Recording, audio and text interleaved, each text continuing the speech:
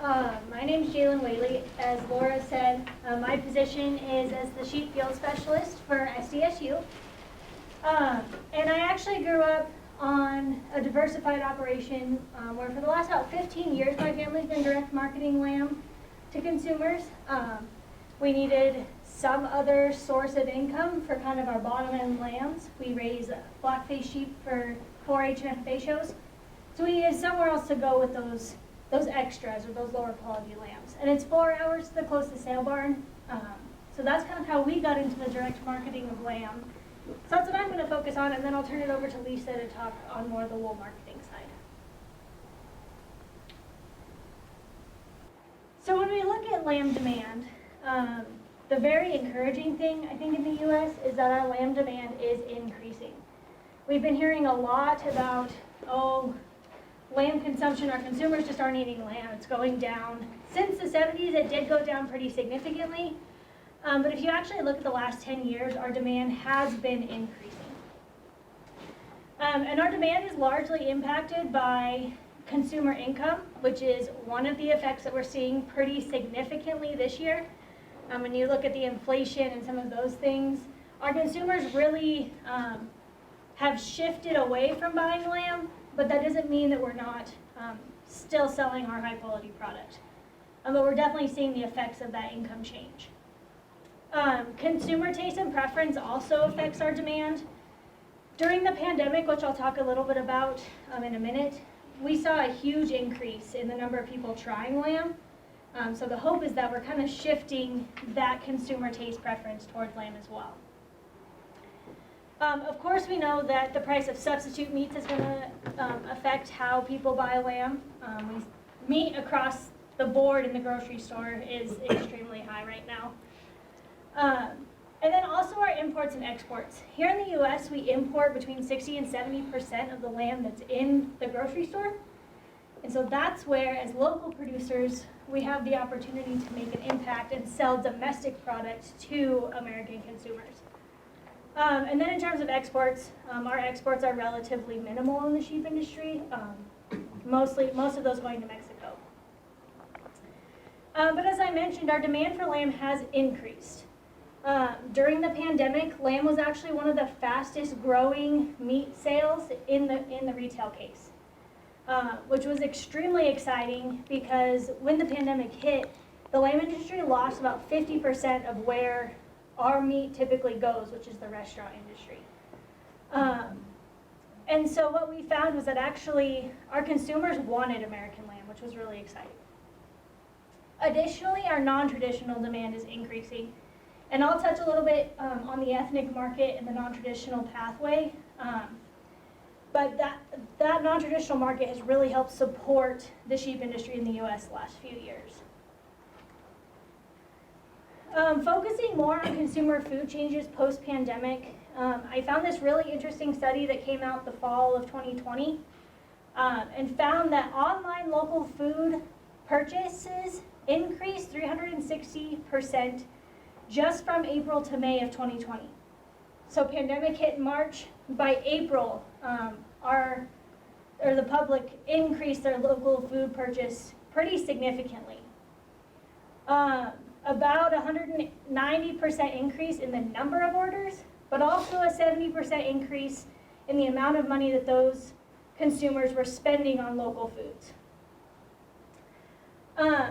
The American Lamb Board also did a really interesting study during the pandemic and found that more people are trying lamb in the grocery store.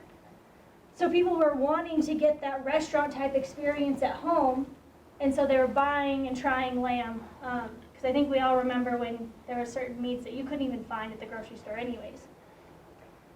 So that study kind of classified people into 3 different categories, either light, moderate, or heavy lamb purchasers based on their frequency of purchasing. But what they found was about 26% of the consumers were considered heavy lamb purchasers, purchasing lamb more than once a month. And for the most part, those consumers were urban, male, college-educated millennials with families making more than $100,000 a year. So kind of a very specific demographic of people, but also very interesting, I think. Whereas the majority of lamb purchasers are in that moderate category, and their location, gender, income was kind of a wider range. So even though they weren't buying lamb super frequently, they're still consistent buyers from across demographics. So the first thing, if you're looking at wanting to go into direct marketing, we have to keep in mind that if we're selling a meat product to a consumer, those animals have to be slaughtered in a USDA inspected facility. And so here in South Dakota, and I can always, you can come up to me afterwards and get this list if you want also, but the Animal Industry Board put out a list of USDA inspected plants. These ones that I have highlighted in yellow, oh, the laser pointer doesn't work on the TV. Those are ones that advertised harvesting lambs, because that's sometimes a struggle as well, is finding a packer that will even process lamb for you. So you can go two other different routes of selling lamb. One is the cooperative interstate shipping, and it's basically the same thing as state inspected, but those state inspectors have been federally trained. And so if a plant has this cooperative interstate shipping, they can ship to neighboring states. There's a few stipulations, but it's kind of a step between state and federally inspected. Because state inspected, we can only sell within the state. And then the other type of processing facility you'll see is custom exempt. You can use a custom exempt facility if you sell those lambs live first. If you sell the live animal to a consumer and they get to pick which processor they go to, that's kind of the loophole, if you will, there. But if you're selling cuts specifically, make sure that you're utilizing a state inspected facility.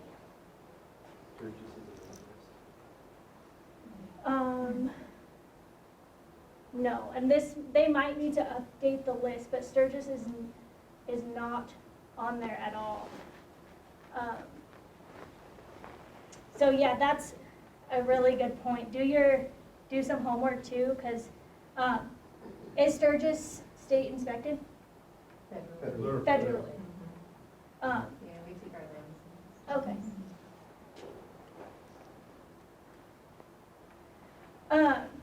The other thing to keep in mind then is just to know your market. So in the sheep industry, we kind of classify our markets into either the traditional market, and that's more of your grocery store type lamb that are going through the large processors. Those are typically going to be 130 to 170 pound live animal. Most of those are coming out of the feedlots, and then going into those federally inspected plants. You're going to be a little bit more affected by that price volatility just because of the market changes. And for the most part, a lot of the animals going into that traditional market are going to be kind of like the large western type flocks you see out in western South Dakota here, where you've got a white wool type ewe base, and then they'll cross with a black face terminal sire. But when we talk about direct marketing, we're really talking more so about this non-traditional market, that you can actually kind of break into two other individual markets, either the direct-to-consumer or just the ethnic market alone. And as you're selling direct-to-consumer, you certainly can dabble into the ethnic market, but the ethnic market tends to have a pretty, I guess not super specific, but more stringent qualifications for what those consumers want. They're typically going to want a lighter weight lamb. Some of them are going to need to be slaughtered under a certain religious practice. They are going to dabble a little bit in some of those sale barn sales and pick up a few head here and there to go into the ethnic market as well. But for the most part in that non-traditional market, we tend to see a little bit more breed variety. Our smaller flocks that tend to have maybe a heritage breed or a very specific breed that they're utilizing will typically go into that non-traditional market. Regardless of what market you're in, quality and consistency is key. We know that our consumers want lean, flavorful lamb. One of the more recent consumer studies found that the most important thing to consumers is having a positive eating experience. And if any of you have been eating lamb for any amount of time, there's chances are you had a poor eating experience at one time or another. And so we need to make sure that that's exactly what our consumers are getting every single time. And that's a little bit harder to do when we're direct marketing in terms of measuring quality, because really we have to go by our appearance. I've always encouraged people to sacrifice some of your product and try it yourself. And I'll talk a little bit about yield and quality grade, because that is a way that we can measure the quality of our product, but those actual grades are assigned at more of a commercial level, but just to give you a visual of what those look like. So our USDA yield grades go from 1 to 5, and so you can already see the compositional differences in each of those carcasses. A 1 is going to be your usually super light, super lean type carcass, and then you'll increase back fat and then your body wall thickness as you move up. And you'll see a little bit of change in that intermuscular or marbling as well. But for the most part in lambs, they don't marble like cattle do. So your yield grade is really a measurement of muscle and fat. When we look at USDA quality grades, in the sheep industry, we do have prime, choice, good, utility, and cull, but really we only utilize choice and prime carcasses. But from a commercial standpoint, almost all of the lambs in the U.S. are graded choice. And so when we look at the quality, from a quality grade standpoint, we're really looking for those choice animals. Fat on lambs isn't nearly as ideal as like when we talk beef or pork. So those prime animals tend to go into a lower quality market. So those are just things to kind of keep in the back of your head as you're producing lamb yourself. One of the biggest questions that I get as a specialist in terms of marketing your own animals is, how do I know what the ideal finish weight is for my animal? Because if you're raising big frame Suffolks or you're raising hair sheep, those two animals cannot be finished out at the same weight. And unfortunately, I guess, there's a lot of things that play into what that ideal weight is and what affects it. There's been a lot of studies that look at how we can just utilize frame size to estimate finish weights. And so ideally, we want a fat thickness of 0.25. That's 1/4 inch is USDA's ideal. And then that correlates to a yield grade of a 2.5, actually a 2.9. But basically what you want is about 1/4 inch of back fat. And so keep in mind that your ewes are typically going to finish out faster than a wether. So they're going to put on fat more quickly. And that's why when you look up here, there's small, medium, and large frame sizes on those animals. And this is just a snapshot. If you're raising something like a Dorper, a hair sheep type breed, you're going to fall into that small category. As opposed to some of our larger frame type sheep, or even a large Rambouillet will fall into the large frame size category.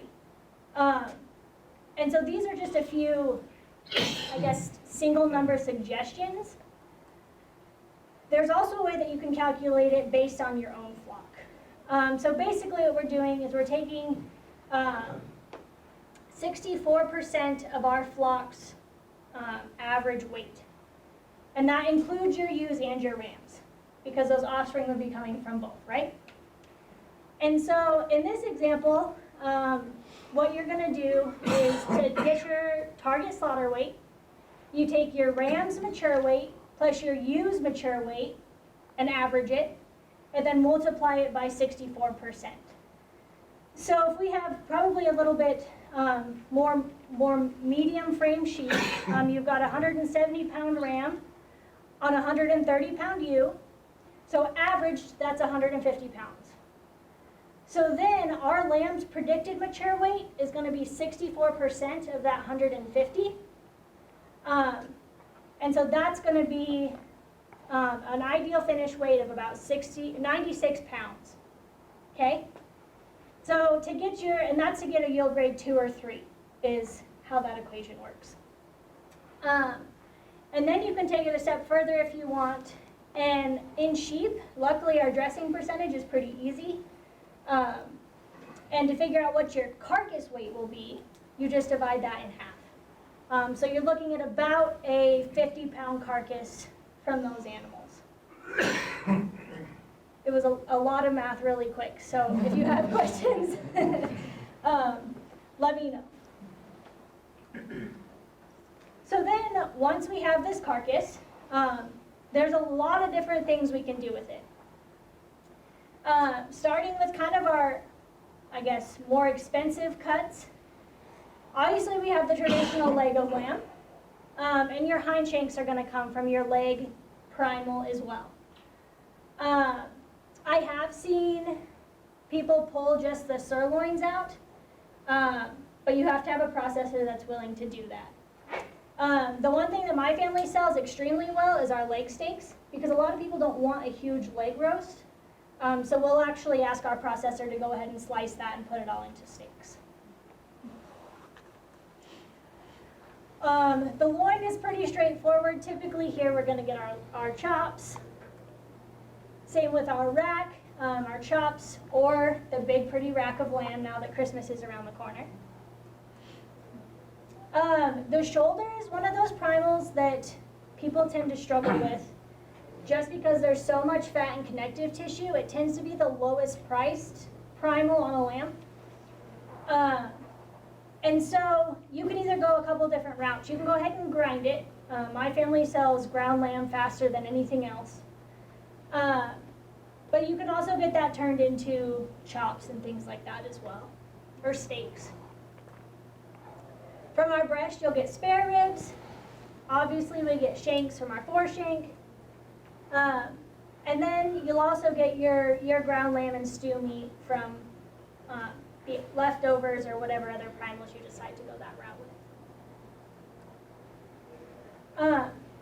The other thing that we have to keep in mind is, again, we're taking a 150-pound lamb to the processor.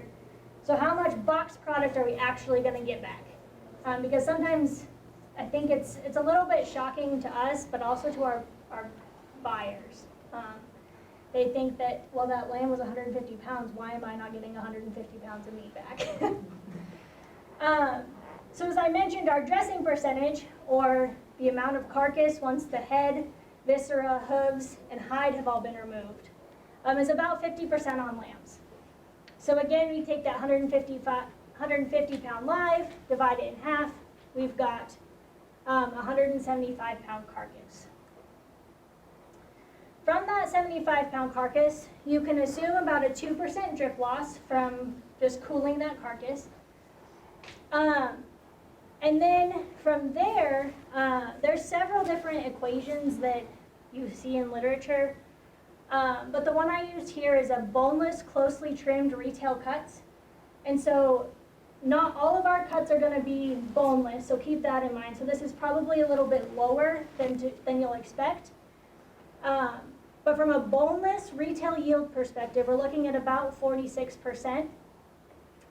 So again, we're taking about another 50% off that carcass, just fabricating it and the drip loss. So altogether, you should get about 30 to 40 pounds of meat off of that 150-pound animal.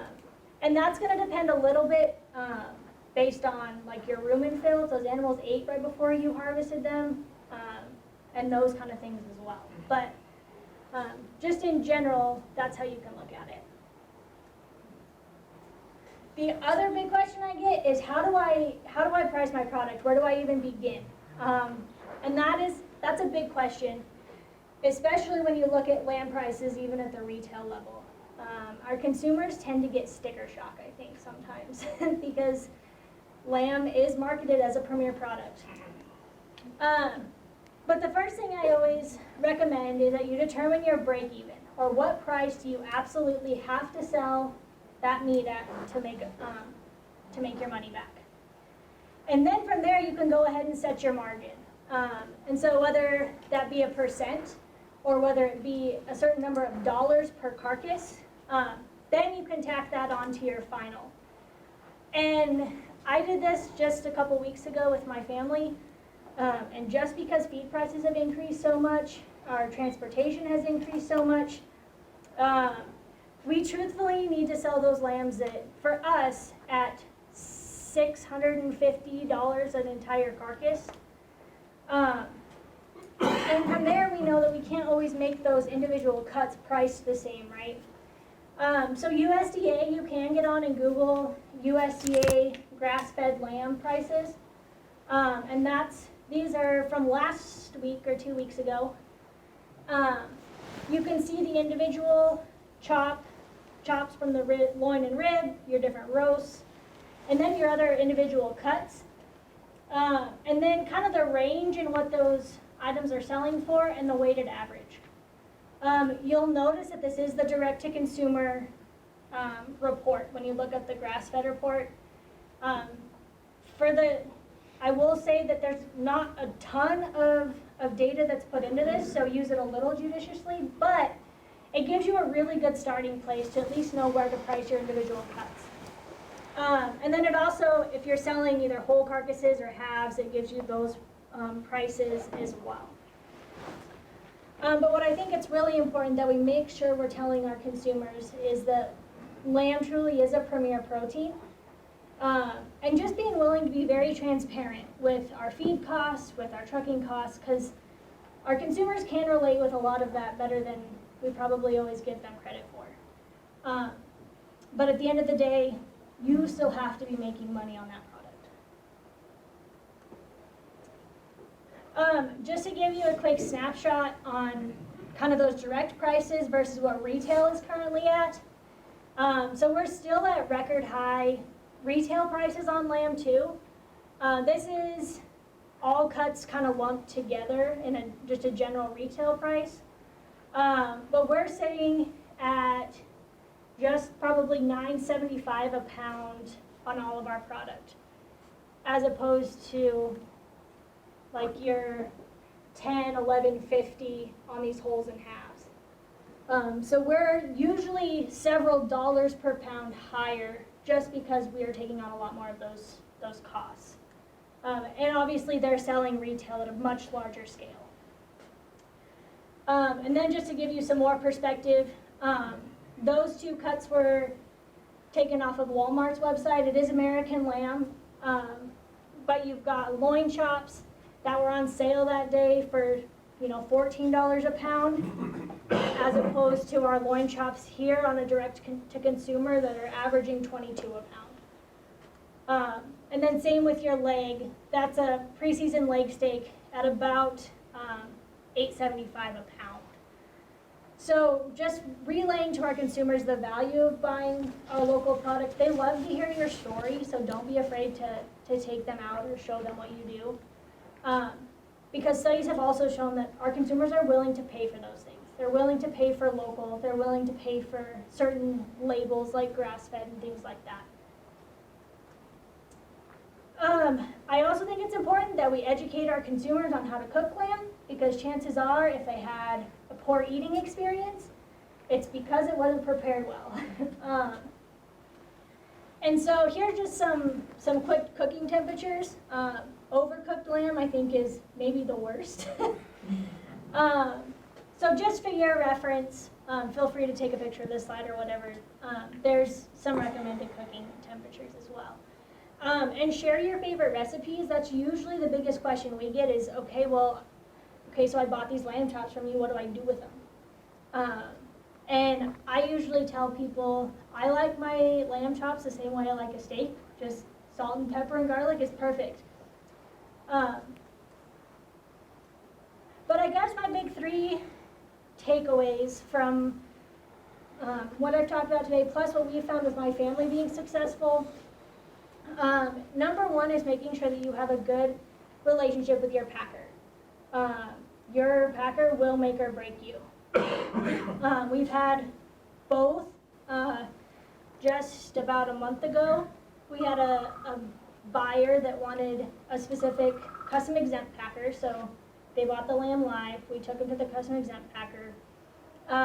He didn't think we had our cut sheet right, and he ground the entire lamb. And it was about a $1,300 loss. So make sure you and your packer are on the same page all the time. Our state inspected packer is phenomenal. We get lamb brats and lamb processed meats through them. They're willing to work with us on those. So make sure that you find a packer that you like to work with.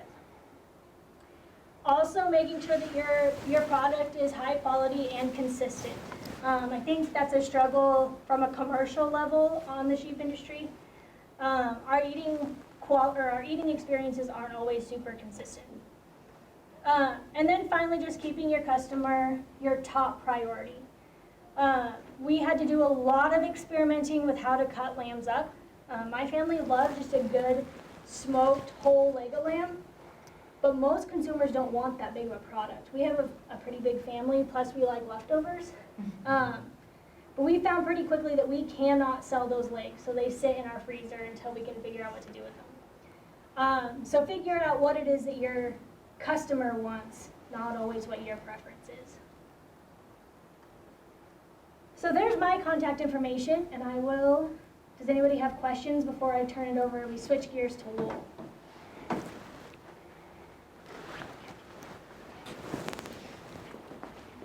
Thank you, Jalen. Yeah.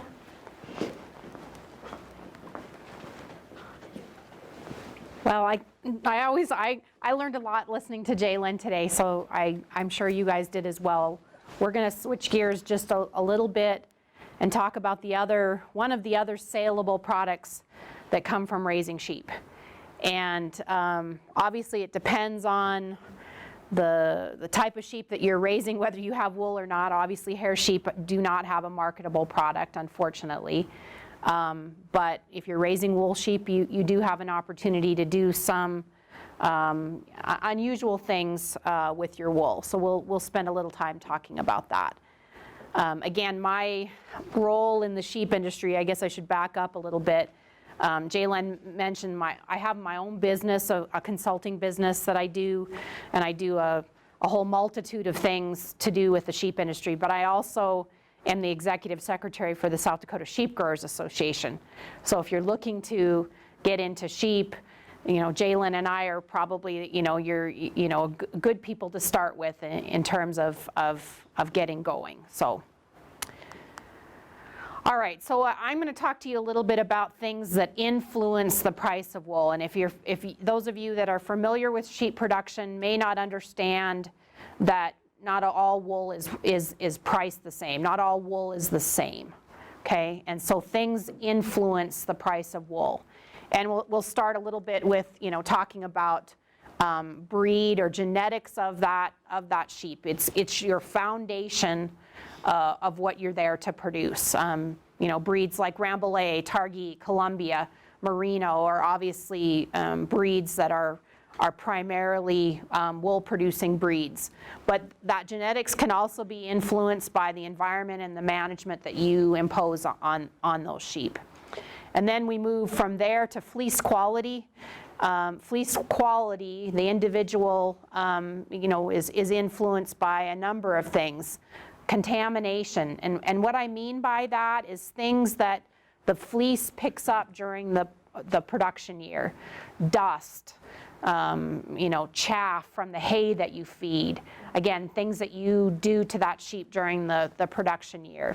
It can also be, managed by or influenced by the skill of your shearer.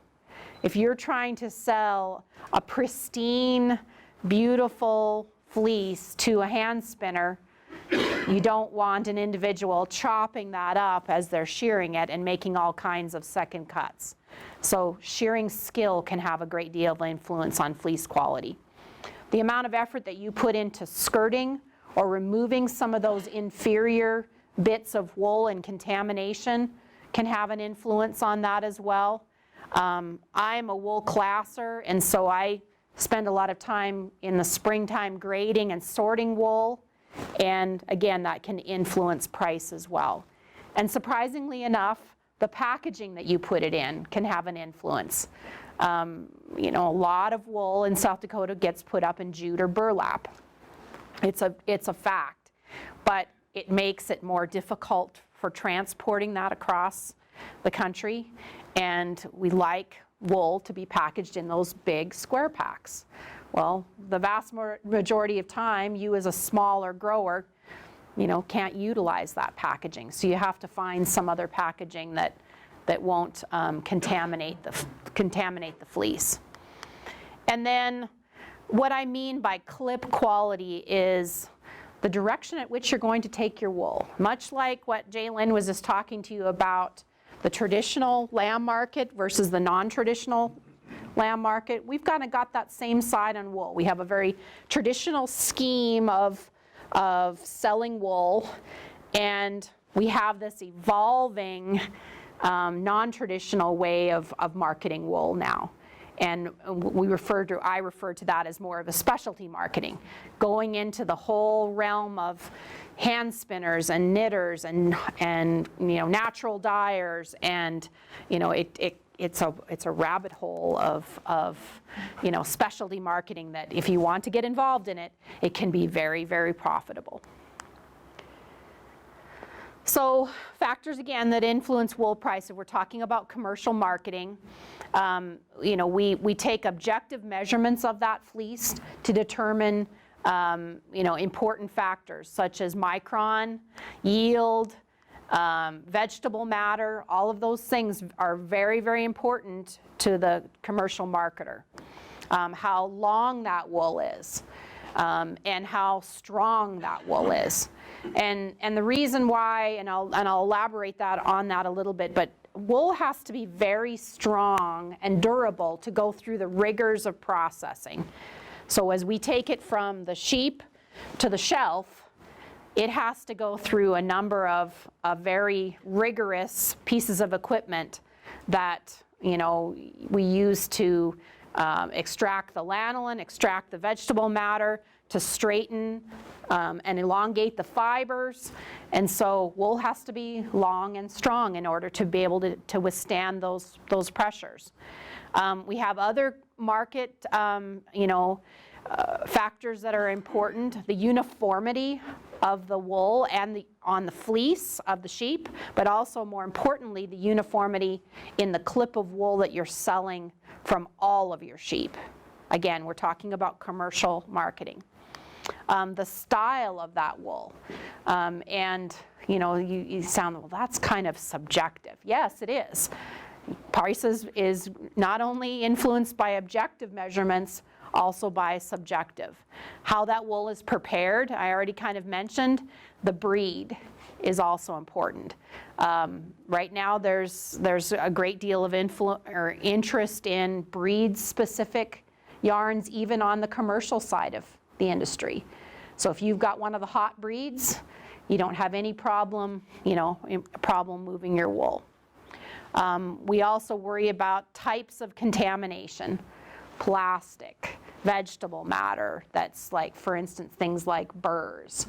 Those are all, you know, very negative, you know, negative things that can influence your price. On the specialty market side of things, what we find is it's actually the flip of this, okay? The things that measure, you know, that are important, more important to that consumer are more subjective matters.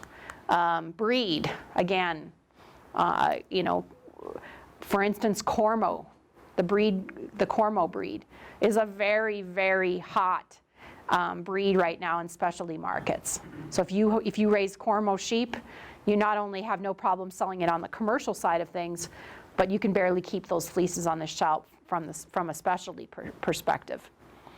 And there's also a great deal of interest. I mentioned heritage breeds or unusual breeds. You know, there are some of those that, again, are a hot ticket item. Now I'll kind of flip over to Jay Lynn's side of the talk for a minute. If you've got one Cormo, one Merino, one Lincoln, one Shetland, one, you know, you name it, every flavor of Lifesaver, and you're trying to also market lamb, that creates some challenges. Jalen mentioned uniformity is a big important factor in marketing lamb. Well, if you've got, you know, every size of sheep and flavor and color, that makes marketing the lambs more challenging, certainly from a commercial perspective, maybe not as much if you're going the non-traditional, you know, method. How clean that wool is, if you're a hand spinner and you're going to be processing that raw wool yourself, it's very, very difficult to do so when you've got burrs in wool or a lot of VM. And so you're going to be really particular about that. Length does matter. You know, some people are very interested in natural colored fleeces. Again, from a marketing perspective there. And so that's a hot item as well. We mentioned this already, that connection to the ranch or to the grower. I'll talk a little bit about that further in my presentation, but having that connection, there are a number of folks that I've worked with that are able to market the same fleece off the same sheep every year to the same people because they actually invest in that animal's production during the year. I have friends that are in Ontario, Canada, that have a farm that is developed around that. They have not very many head of sheep, maybe 15, 20, 30 head of sheep. Each one of them can be sponsored during that year by an individual that can come out anytime they want and view that sheep, spend time with their sponsored sheep. They do not own it, but they help supplement the feed costs of that sheep. I mean, it sounds, to me being more of a commercial production person, it almost sounds ridiculous in the amount of work that would take. But they've developed a whole, almost like a tourism aspect to their business. And it's working very, very well. 2 people are deriving income off a small acreage and don't have to work off of their farm because of it. So, and again, it's on the lamb side of things, but it's also on the wool side of things. So you can take it as far as you want. So on the specialty market side, the other factors that are less important to these folks are all the factors that matter to the commercial side of things. Micron, color, luster, the handle of the wool, and uniformity. Those are factors that matter to me as a commercial wool buyer, but matter less to a specialty wool buyer. Oh, I mentioned crimp style also. All right, so when we're talking about value determining factors, I mentioned grade or micron. That refers to the fineness of the wool. Okay, the fineness of the fibers. And again, that can vary drastically whether you're talking about, for instance, a merino versus a Dorset. You can have, or a polypay, for instance. We also worry about length, as I mentioned already. We worry about the amount of clean fiber or usable fiber that can be obtained from grease or raw wool. On a commercial basis, most of the way we trade wool is based on yield. I have to know that factor in order to be able to price that wool. And vegetable matter, we care about that a great deal. And the way you feed your sheep, it has a great deal of influence on how much. Laura knows this firsthand. Yep. And you know, it's the type of feeder that you use or the way that you feed can influence that greatly. It may be create ease for you as the farmer or the rancher, but it has can have a great deal of negative impact on how much vegetable matter. And Laura learned that firsthand. Laura learned that firsthand last year. We don't want over 3%. And how do you measure that? Well, that's actually a laboratory measure that they can determine. And if most of our range wools in South Dakota, like Dave's wool, for example, do you remember, Dave, what your VM was on your clip last year? 1.5. Yeah, so you're kind of right in the middle, but we see it's not uncommon to see a lot of range wools will be less than 1%, so it'll be very, very clean, very, very clean. Again, I mentioned this already, but quality factors do matter, and no matter what route, whether you're going commercial or specialty, whatever route you choose, these quality factors matter so much because of the type of equipment that is used to process wool. And it has to be uniform. It has to be similar fiber diameters. Staple length and staple strength matter.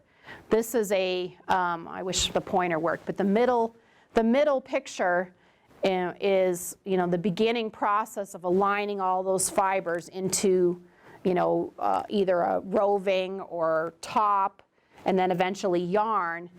And it's a process of pulling those fibers through a comb or a card. And so those fibers can't be weak. They have to be very strong. And so that's why we focus on those very, very closely. So if we're going to price raw wool, we'll go through, you're getting your math in today, I can tell you that much. But we oftentimes see producers sell on a grease price, but they don't get all of this useful information. I try and provide my customers with some idea of what their micron is, but I can't estimate or I can't objectively measure yield and vegetable matter for them. That has to be something that they get from a core test. And that's what that gentleman in the middle picture is doing right there. He's actually sampling.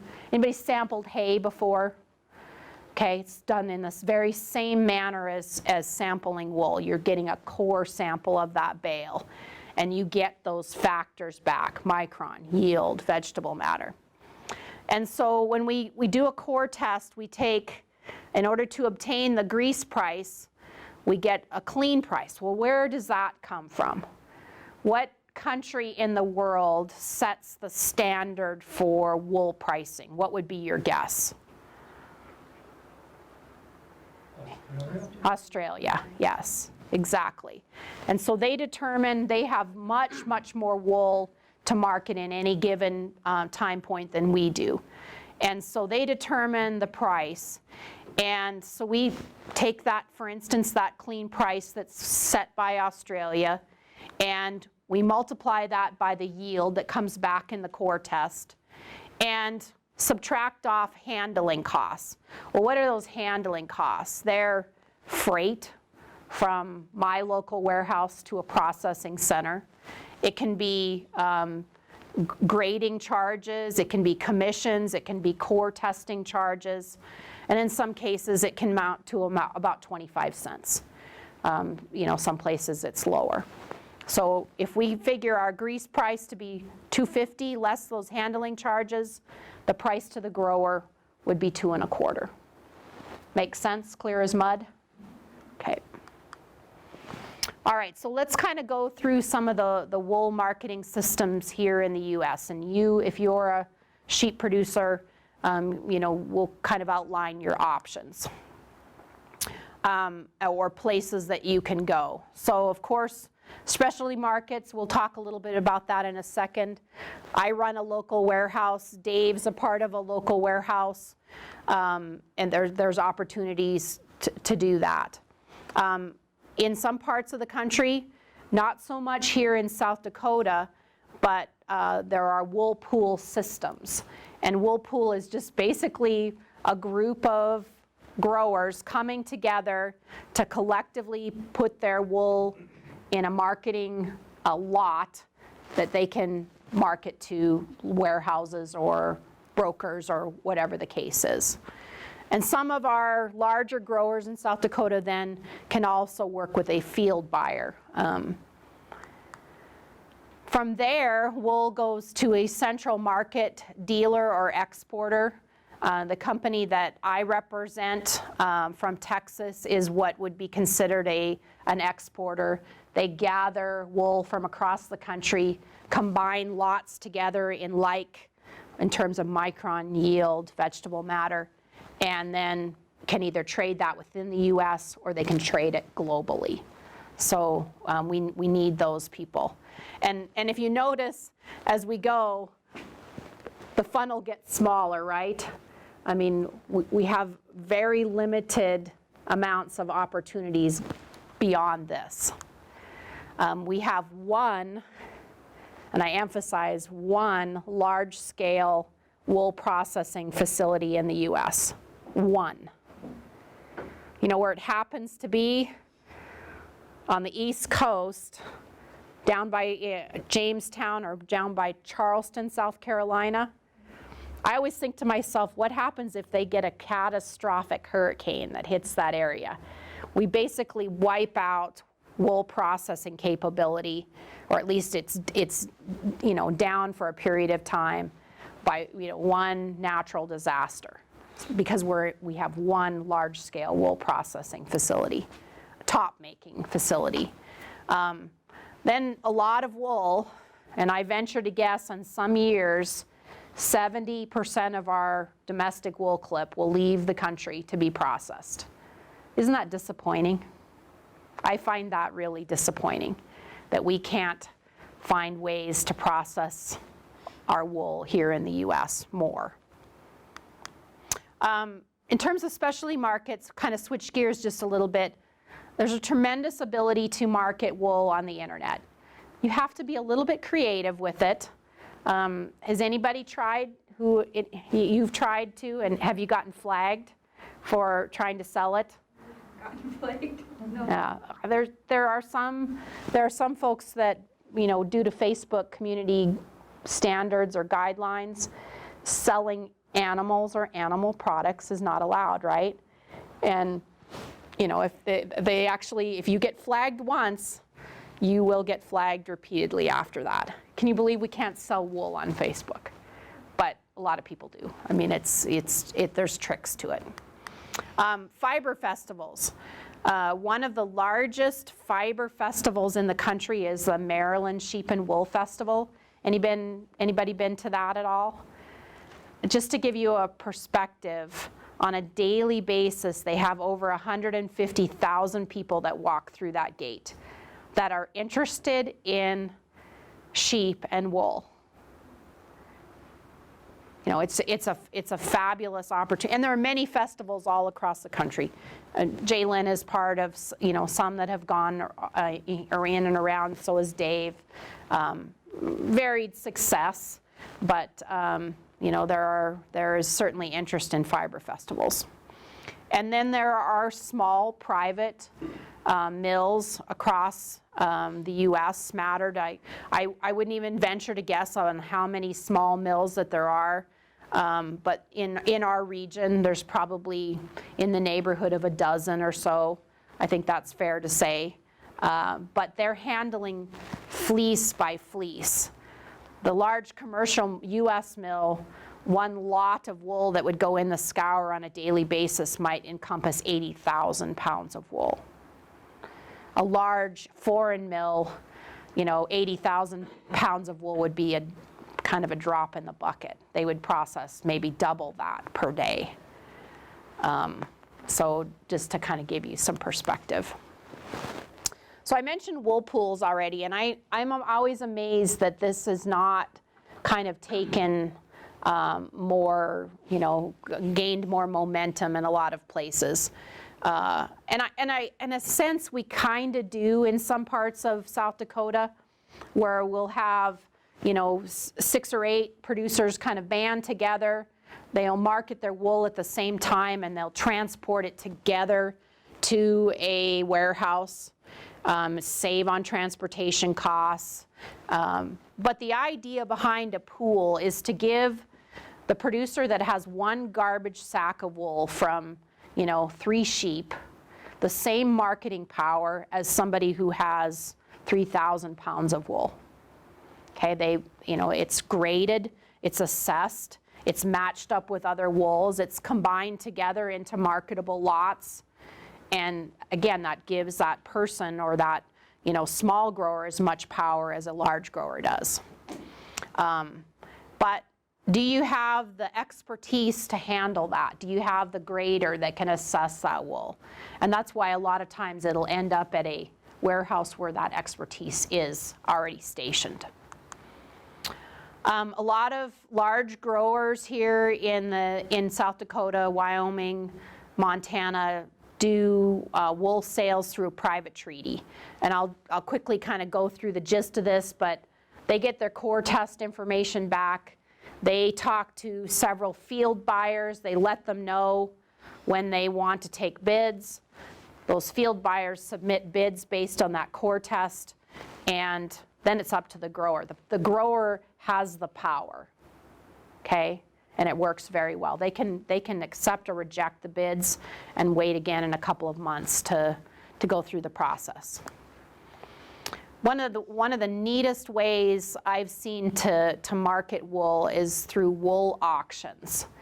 And we don't do too much of that here in South Dakota, but there are places here in the US that use wool auctions. And in each one of those bins, you see that gentleman standing there, and he's assessing a bin of wool, and it's just a small cardboard box. That wool that he's looking at comes from a saleable lot, maybe from one producer or maybe combined together. And he goes through that and assesses it, looks at the core test information, looks at the wool in front of him. Those things should match up in terms of his mind. And then after all the wool's been evaluated, they sit down and they have a live auction between the competing companies here in the US to buy that lot of wool. It's actually I think it's really cool, but some people might, I'm a wool geek though, sorry. Yeah, okay, no worries. So Midwestern wool warehouses, they put together like lots of wool into marketable poundage. And again, same idea as wool pools. They're trying to give the power to the grower. Right now, we do have what they call a wool LDP eligibility. It's a supplemental loan deficiency payment, just like with crops. This has been a few months ago, but for ungraded wool, this says 40-cent LDP, so that allowed that producer to, if they submitted their pounds to FSA, allowed them to capitalize on another 40 cents. I kind of mentioned already about specialty or niche marketing and the sheep and wool festivals, farmers markets, direct to mill opportunities. This is gaining momentum. And one of the reasons why is because of things like the pandemic. And for people that are needle enthusiasts, what do I mean by needle enthusiasts? They're folks that spend a lot of money on very, specific types of products. In the neighborhood, and this is actually pre-pandemic numbers, but we know what happened to the interest of doing activities that kept you busy while you were stuck at home, right? Gone up through the roof. They were spending $700 to $850 million, which equates to one person spending about $800 annually on these type of products. What's important to them? Made in the USA, handmade, locally produced, things like fair trade, socially conscious, organic, less on there. but made in the USA, handmade, locally produced, okay? If we talk about needle art participants, those are kind of more casually interested. They're not as picky.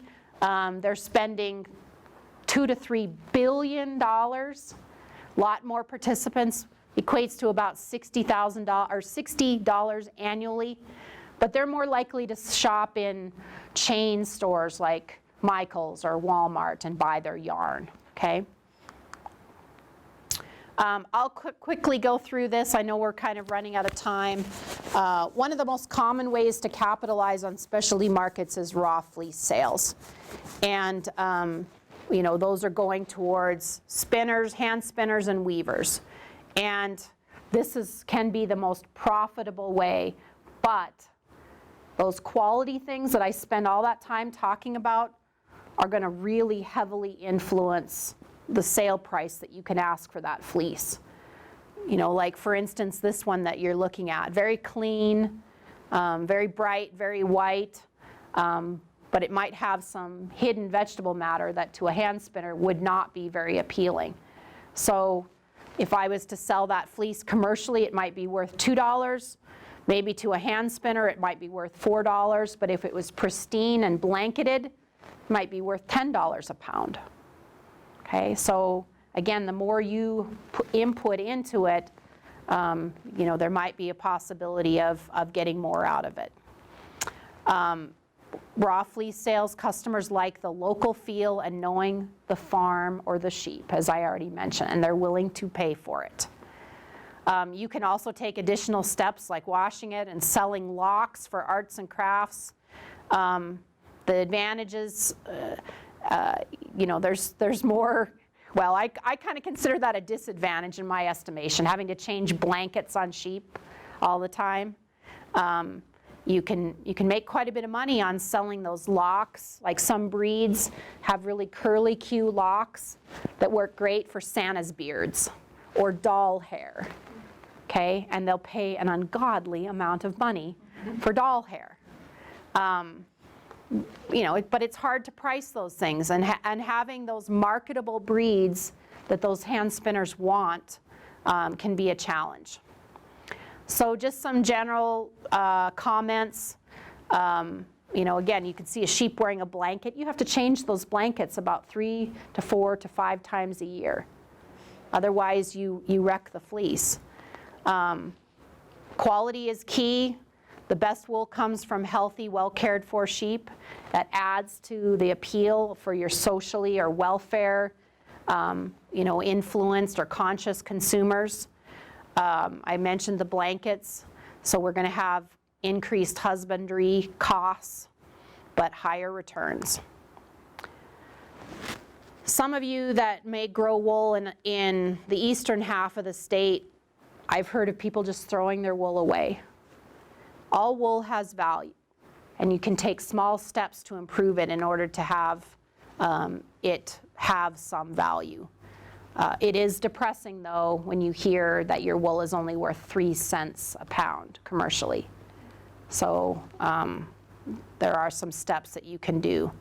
And why is coarse wool worth so little right now is because we just don't have places to go, either domestically or internationally, to move that wool. There's so much of it in the global marketplace.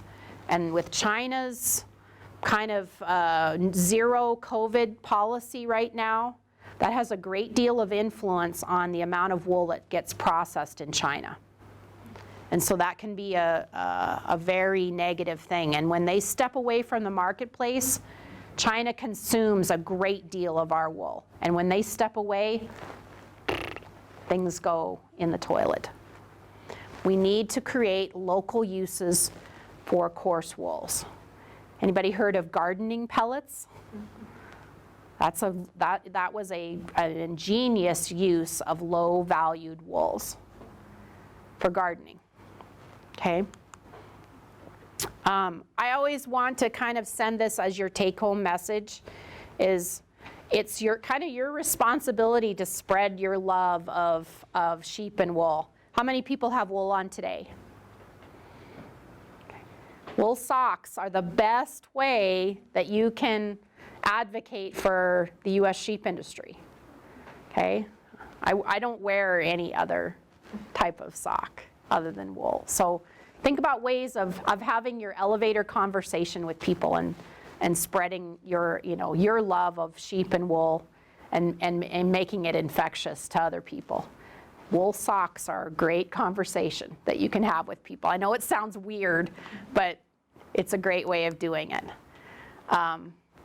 Those of you that may be cattle producers, I think this is one of the best, lines. We have cattle for prestige and sheep for profit. Sheep can be, maybe not so much this year because of the little bit of a downturn in the market, but 9 years out of 10. What's the statistic, Dave?